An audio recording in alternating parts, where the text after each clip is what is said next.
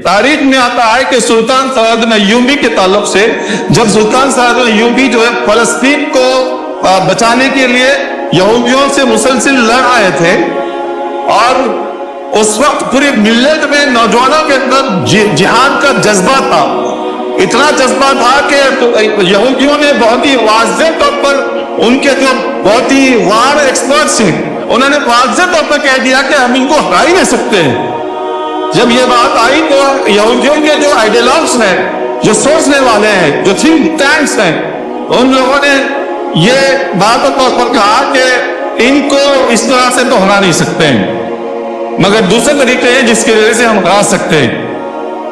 लिहाजा यहूदियों ने मुख्तलिफ हरबे जो है इस्तेमाल करना शुरू कर दिया। उसमें से एक तारीख के वाक़यात में आता है कि यहूदियों ने जो है गुफाओं को आइडेंटिफाई किया, जहां यानी गांव के पास या फिर मुख्तलिफ शहरों के पास जो केव्स होते हैं, गुफाएं होते हैं, उनको आइडेंटिफाई किया, और उन गुफाओं के अंदर जो है रात में शाम होते ही मशाल जलाना शुरू कर दिया, रोशनी जलाना शुरू कर दिया, और उसकी रोशनी में जो है चंद ऐसे ख़वातीन को नचाना शुरू कर दिया म्यूजिक के साथ। शुरू में तो नौजवान कोई उस तरफ पलट कर नहीं आ रहे थे, मगर आवाजों की वजह से कई नौजवान जो है लपक लपक कर आ रहे थे, देखना शुरू किया, और वो जो छांव जो है मशाल के रोशनी में, वो जो नाचने का ख़वातीन के नाचने की जो छांव है, वो जो दूसरे गार के दूसरे हिस्से पर जब उस पड़ती थी, उसको देखकर नौजवान जो है मजे लेने लगे। और उसके बाद जो आगाज हुआ, नौजवान को मोरली करप्ट कर दीजिए, पूरी नस्ल बर्बाद कर दीजिए, उसके बाद जिहाद वहाद कुछ नहीं हो सकता है। ये यहूदियों की साजिश थी। नतीजा ये हुआ कि वो जो प्रेजेंटेशन था रक्स का, नाचने और गाने का, कहा जाता है कि उनके बाद ही जो है एंटरटेनमेंट का इजाद हुआ, मुसलसिल मुख्तलिफ तरीकों से जो है रिवॉल्व हुआ। और तारीख में आता है कि जो नौजवान जिहाद के जज्बे से सरशार थे, कूद कर जिहाद करने के लिए तैयार थे, जान लगाने के लिए तैयार थे, वो नौजवान अब जिहाद के नाम से डरने लगे। क्यों? जब इंसान के अंदर हया का पर्दा फट जाता है, ईमान कमजोर होना शुरू हो जाता है, और उनके अंदर वो जो मजा और लज्जत जो पैदा हो गया, जिस तरह की लज्जत उनके अंदर पैदा हो गई, उसके नतीजे में उनको जो है दुनिया की ख्वाहिशें डेवलप हो गई। हया जिसके दिल में खत्म हो जाता है, उससे सबसे पहला जो प्रॉब्लम होता है, जो चैलेंज होता है किसी भी माशरे के अंदर, उसका ईमान कमजोर हो जाता है। जो नौजवान कब तक जिहाद के लिए मुसलसिल लगे हुए थे, अपनी जिंदगी को लगाने के लिए मुसलसिल मुतहर्रिक थे, आज जंग में जाने से कतरा रहे थे, जिहाद के लफ्ज से डर रहे, इसलिए कि उनको आहिस्ता आहिस्ता उनके दिल में ईमान कमजोर हो रहा था और दुनिया की मोहब्बत बढ़ने लगी। और इसकी रूट कॉज क्या है? आदमी जब देखने लगे ऐसी चीज जिसकी वजह से उसकी हया कमजोर हो जाए, उसका ईमान कमजोर हो जाए, जब सुनने लगे, जब दिल को कुछ लुत्फ मिलने लगे, तो उसके अंदर ईमान कमजोर हो जाता है। इसके बाद फिर मौत का डर डेवलप हो जाता है। अब इसको और आज के हालात को जायजा लीजिए। मैं बहुत ज्यादा इस पर जो है बयान नहीं करना चाहता। एक दौर टीवी का था, एलईडी एलसीडी का आया, उसके बाद दौर जो है इस वक्त मोबाइल का है, और मोबाइल की वजह से जो बेहयाई हमारे घरों में फैल गई है। अब आप आज के नौजवान के सामने जिहाद का लफ्ज इस्तेमाल कीजिए, उसके बाद उनका रिएक्शन देखिए। ऐसा महसूस होगा कि कोई किसी गैर मुस्लिम के सामने हम जिहाद की बात कर रहे हैं। नौज़बिल्लाह मिन ज़ालिक। जिहाद हमारे अज़हान में से इस वक्त जो है वाइप आउट हो गया है। हम अल्लाह के दीन के लिए खड़े होना नहीं चाहते, अल्लाह के दीन के लिए अपने आप को लगाना नहीं चाहते। اللہ کے دین کے لیے مر مٹنا نہیں چاہتے. نبی صلی اللہ علیہ وسلم نے اسی منظر کو بتاتا اپنے حدیث میں بیان کیا. اس وقت تمہارا کیا حال ہوگا جب تمہاری عورتیں بے خانہ ہو جائیں گی, تمہارے نوجوان بدچین ہو جائیں گے, اور تم دین کے راہ میں جدوجہد نہ چھوڑ بیٹھو گے. شروعات دراصل جو ہے خواتین سے ہوتی ہے. اس کا مطلب یہ نہیں کہ میں خواتین کو بلیم کر رہا ہوں. خواتین کو ایک پتنگ کی طرح استعمال کیا جاتا ہے. سبجیکٹیفائی آبجیکٹیفائی کیا جاتا ہے. خواتین کوئی چیز ہے, بس اس سے زیادہ کچھ نہیں ہے اس سماج کے اندر. یہ وہ فیمنزم کا فتنہ ہے جس میں باتوں پر ہمارے گھروں کے اندر بھی داخل ہو چکا ہے.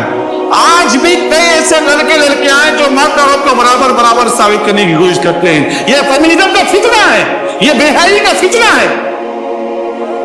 اور بہنیں سے کئی آج کل کی نسل کی لڑکیاں ہیں جو محسوس کرتی ہیں کہ یہ بات ہی غلط ہے, اور محسوس کرتی ہیں اس لیے کہ معاشرہ پورا ننگا پن کا مظاہرہ کر رہا ہے, بے حیائی کا مظاہرہ کر رہا ہے, اور ان کے سامنے ہم ہیں کہ پوری طرح سے اپنے آپ کو ڈھک رہے ہیں. جبکہ حیا کی خاصیت یہ ہے کہ حیا کسی بھی لڑکے یا لڑکی کے اندر کانفیڈنس بلڈ اپ کرتا ہے. یہ میں نہیں کہہ رہا ہوں, دین کی بات نہیں کہہ رہا ہوں, سائیکالوجی کی بات کر رہا ہوں, سائنس کی بات کر رہا ہوں. کہا جاتا ہے کہ جس شخص کے دماغ کے اندر برائی بہت زیادہ پنپتی نہ ہو, جو بہت زیادہ برائی کے نظر سے توڑتا نہ ہو, جو بہت زیادہ برائے اپنے خیالات کو پیدا نہ کرتا ہو, وہ شخص کی جو ہے سیلف اسٹیم اور سیلف کانفیڈنس بہت ہائی ہوتی ہے. بالمقابل نوجوان کے جو صبح سے شام تک بے حیائی کے اندر ملوث ہو, فحش ویب سائٹ میں ملوث ہو, اور مسلسل جو ہے بے حیائی کی گفتگو کرتا ہو, وہ نوجوان دراصل گلٹ فیلنگ یعنی گناہ کے اس پرٹیکولر ضمیر کی مسلسل جو ہے تاکید اور تنقید کے نتیجے میں احساسی کمتری میں مبتلا ہو جاتا ہے, انفیریٹی کمپلیکس میں مبتلا ہو جاتا ہے, اور نتیجہ کیا ہوتا ہے کہ اس کے اندر سے جو ہے کانفیڈنس بھی ختم ہو جاتا ہے. اس کے بعد وہ کوئی کام کرنے کے قابل نہیں ہوتا. دوسرا جو انسان حیا سے دور ہونے کا نتیجہ یہ ہوتا ہے کہ انسان دراصل جو ہے حیا نہ ہونے کی وجہ سے وہ انتہائی لیول کا سست خور بن جاتا ہے.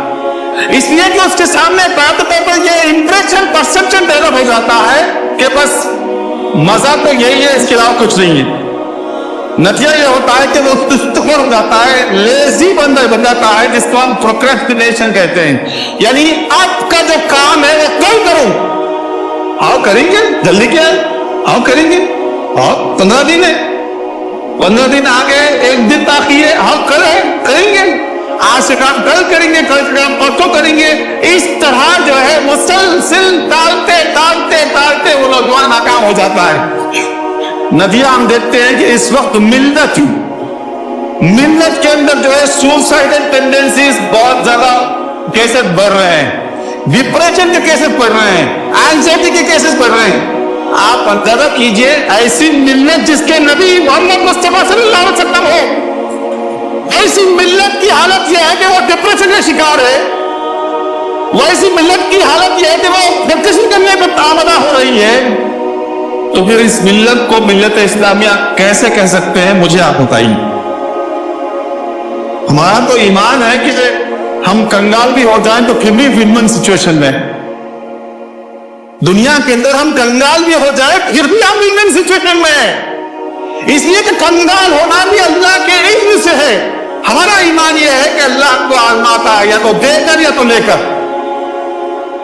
اب اس لحاظ سے میں MBBS کر رہا ہوں, فیل ہو رہا ہوں, نیٹ کی کوشش کر رہا ہوں, حاصل نہ کر سکوں, کوئی بڑا بزنس کے لیے تیاری کر رہا ہوں اور بزنس میں فیل ہو جاؤں, چنت ہو جائے, یہ اللہ کے اذن سے ہے. یہ جو ماننے کا انداز ہے, یہ تقویت دراصل جو ایمان کے دل میں ہوتی ہے, اور جس کے اندر حیات گھر کر گئی, بے حیائی گھر کر گئی ہو, اس پرٹیکولر پرسنالٹی کی لازمی جو ہے جو نتیجہ ہے وہ یہ ہے کہ مایوس ہو جاتا ہے, اور مایوسی کفر ہے.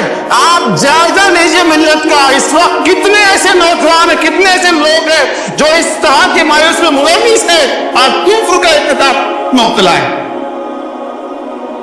حضرات محترم, جس بیان کو ہم نے بہت آسانی سے لیا ہے اس پر بہت زیادہ سنجیدگی سے غور و فکر کرنے کی ضرورت ہے. معاشرہ کس طرف جا رہا ہے. حیدرآباد میں ایک ایسا جو کالونی کے اندر جو ہے یہ سمجھتے تھے کہ بہت دیندار گھر ہے, بہت دیندار گھر ہے, چونکہ حضرت کی داڑھی اتنی لمبی, مسلسل 5 دن نماز میں دکھائی دیتے تھے اور مسلسل جو ہے دین کی باتیں کیا کرتے تھے. اچانک اطلاع ملی کہ ان کی لڑکی جو ہے کسی غیر مسلم کے ساتھ بھاگ گئی. لوگ پریشان ہو گئے. حضرت کے گھر میں جو حضرت دین کی بات کر رہے ہیں اور ان کے گھر کی حالت یہ ہے کہ لڑکی جو ہے کسی غیر مسلم کے ساتھ بھاگنا تصور کے خلاف. اب بتائیے کون سا سو کالڈ دیندار گھرانہ بچا ہوا ہے اس بے بیائی کے دور میں. اور پھر اس کی وجہ آپ تو نماز پڑھ رہے ہیں, آپ تو بہترین تقریر کر رہے ہیں, اللہ محفوظ رکھے, مگر گھر کی حالت تو اگر اس پر توجہ نہیں ہے, گھر کی خواتین پر اگر کنٹرول نہیں ہے, گھر کی خواتین کے جو ہے مٹھیوں بھر مکان بنے ہوئے ہیں, اس کے بعد کیا ہوگا؟ خدا کی قسم اس وقت تمہارا کیا حال ہوگا جب تمہاری عورتیں بے خواب ہو جائیں گی. یہ بے حیائی کا پہلا مرحلہ ہے. نبی صلی اللہ علیہ وسلم نے جو سیکوینس بتایا ہے, آپ اینتھروپولوجسٹ اور سوشولوجسٹ یا جتنے بھی سائیکولوجسٹ جو بھی لوگ ہیں ان سے آپ کبھی جو ہے تبادلہ خیال کیجئے, وہ بتائیں گے کہ کسی بھی معاشرے کو اگر برباد کرنا ہو تو سب سے پہلے ان کی خواتین کو ٹارگیٹ کرو. ان کی خواتین کے اندر یہ احساس پیدا کرو کہ تم کیا ایک گھر میں پڑے ہوئے ہو, صبح شام تک کچن میں گھر میں کیا یہ سب. نکلو باہر, نکلو دنیا دیکھو, کماؤ, تم بھی کچھ کم ہے کیا؟ وہیں پر قصہ ختم. ان خواتین کے اندر وہ احساس ہم کچھ کم ہیں. اس وقت تمہارا کیا حال ہوگا جب تمہاری عورتیں بے قابو ہو جائیں گی. عورتیں جس کی گود میں مجاہدین پلنے بڑھنے کی ضرورت ہے, ویسی عورتوں کا حال یہ ہے کہ ان کے اندر اتنی بے صبرا پنا ہے کہ چھوٹا بچہ روتا ہے تو اس کو فون چپکا کر جو ہے دودھ کے باٹل ان کے منہ میں رکھ دیتی ہیں. بتائیے ایسے گودوں سے مجاہدین پیدا ہم نے کیا؟ ایسے گودوں سے مجاہدین پیدا ہونا ممکن ہی نہیں ہے. ایسے گودوں سے غلام پیدا ہوں گے, دنیا کے کتے پیدا ہوں گے قرآن کے مطابق, جو دنیا کے لیے مسلسل لپکیں گے, مسلسل دنیا کے مبتلا ہوں گے. ان کی کامیابی دراصل مادی کامیابی تو ان کی کامیابی ہے, جبکہ اللہ تعالیٰ نے بات کا واضح طور پر بیان کیا, ومن زحزح عن النار فادخل الجنة فقد فاز.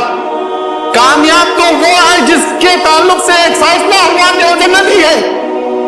ناکام و نامراد وہ ہے جس کی طرف سے فیصلہ ہو کے دوزخی ہے. ہمارے سامنے کرائٹیریا کیا ہے, ہمارے سامنے فیکٹر کیا ہے, کامیابی سکسیس کا فیکٹر کیا ہے. ہم اگر جو انٹر کامیابی کے ساتھ مکمل کر لیے اور اس کے بعد پھر MBBS کر لیے یا انجینئرنگ اچھی طرح کر لیے, بہترین جاب حاصل کر لیے, وہ کامیابی ہے. کہ اس کے علاوہ کوئی کسی اور چیز میں اترا ہو جائے. حضرات محترم, اس بات کا جائزہ ملت کے بڑوں سے لے کر نوجوانوں کو لینا ضروری ہے. حیا کی انتہا یہ ہے کہ ایسے ایسے واقعات آپ کو بتاؤں. ایک سروے کیا گیا تھا کہ دنیا کے اندر اس وقت جو ہے ٹاپ موسٹ فحش ویب سائٹ دیکھنے والی کنٹریز کون سے ہیں. آپ تعجب کریں گے, بلکہ میرا آپ کے لیے خون کے آنسو بہانے کا موقع یہ ہے. کہا جاتا ہے کہ پڑوسی مسلم ملک جو ہے دراصل ٹاپ موسٹ جو ہے فحش ویب سائٹ ایکسس کرنے والا ہے. اس کے بعد پھر ایران آتا ہے, اس کے بعد پھر جو ہے اس طرح کے 5 ایسے مسلم ممالک ہیں جو فحش ویب سائٹس کو ٹاپ لیول پر جو ہے دیکھتے ہیں. آپ اندازہ کیجئے کس طرف جو ہے ملت اسلامیہ جا رہی ہے, اور ایسی قوم کون سا ایسا کارنامہ کر سکتی ہے. مجھے اور آپ کو کوئی حق نہیں بنتا کہ ہم جو ہے مختلف اور حکمرانوں کو اور مختلف جو ہے غیر مسلموں کے خلاف مسلسل روتے رہنے کی, ان کو تنقید کرنے کی یا ان پر جو ہے اوٹنے کی. مجھے میرا آپ کا حق نہیں بنتا, اس لیے کہ ہتھیارات کھوکھلے ہو چکے ہیں, اخلاقی اعتبار سے کھوکھلے ہو چکے ہیں, ہم لاغر ہو چکے ہیں, کیریکٹر کے لحاظ سے ہم لاغر ہو چکے ہیں, ناکام ہو چکے ہیں. Weak mind can develop slaves. کمزور دماغی دراصل جو ہے غلاموں کو پیدا کرتی ہیں.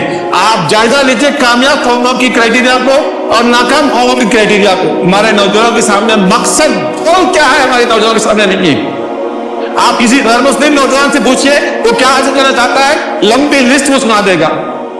مسلم ملت نوجوان کے سامنے کوئی گول کے بارے میں آپ پوچھئے آپ کا مقصد کیا ہے, کوئی مقصد نہیں ہے. بس کچھ ڈگری حاصل کر لے, کچھ جاب کر لے, بس نکل جائے, بس ختم. اب ایسی قوم کے تعلق سے آپ اگر یہ کہیں گے کہ یہ کامیاب قوم ہونا ہے, میں نہیں سمجھتا کہ یہ کرائٹیریا فلفل کر سکیں گے. جو قوم کیریکٹر کے لحاظ سے ناکام ہو, حیائی کے لحاظ سے اس کے دل میں جو ہے کسی طرح کی فکر نہ ہو, ایسی قوم کی کامیابی ناممکن ہے. اس قوم کو تو پست ہونا ہی ہے, اس قوم کو ظلم کا شکار ہونا ہی ہے. اور الٹیمیٹلی اس قوم کو جو ہے جب احساس ہوگا ان کو بہت زیادہ دیری ہو سکتی ہے. اللہ محفوظ رکھے.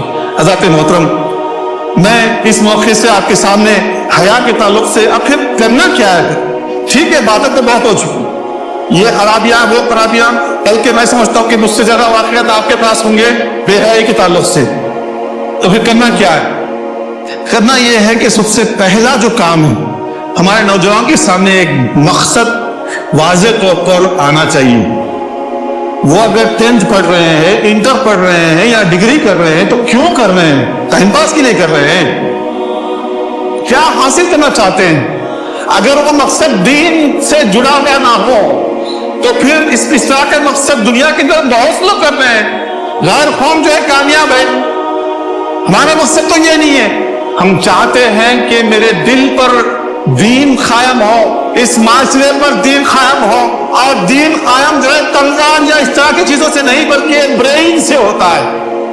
جس نوجوان کے اندر جو ہے کہا جاتا ہے کہ برین کا ایک حصہ ہوتا ہے پری فرنٹل کارٹیکس, وہ کمزور ہو جاتا ہے, بے حیائی جب گھر کر جاتی ہے.